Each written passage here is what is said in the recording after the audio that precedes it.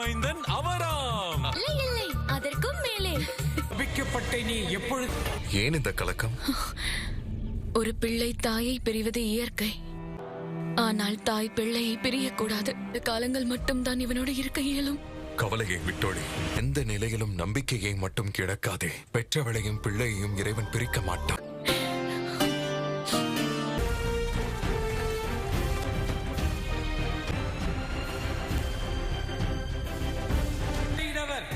கிட்கிந்தையின் மாமன்னன் வருகிறார் வருகிறார்.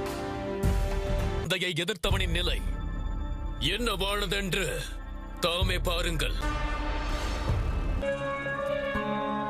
மன்னனுக்கும் வீரனுக்கும் வித்தியாசம் இருக்கிறது பாலி.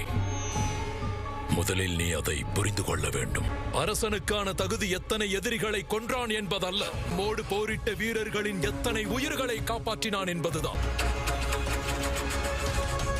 இதை காரணமாக வைத்து எவருக்கும் இங்கு முடிசூட்டவும் முடியாது. போரில் உயிரை விட்ட வீரர்களின் நினைவாக இந்த இடத்தில் நினைவு சின்னத்தை உருவாக்குங்கள்.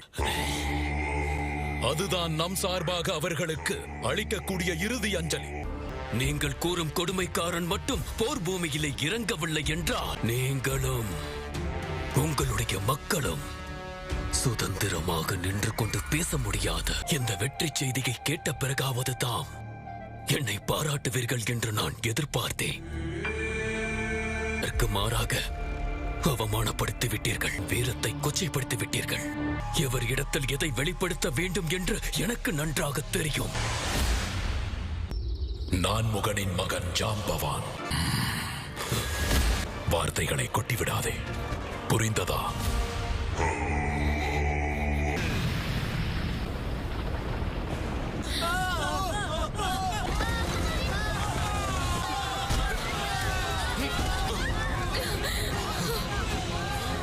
உனக்கு ஒன்றுமாகவில்லையே.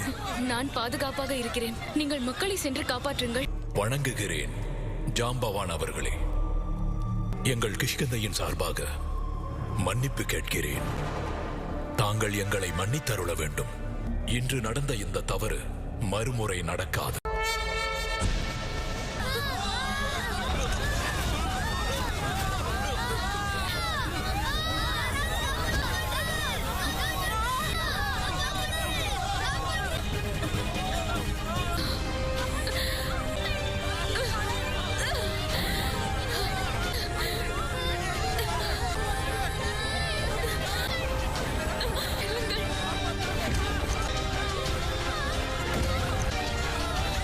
வஞ்சனை!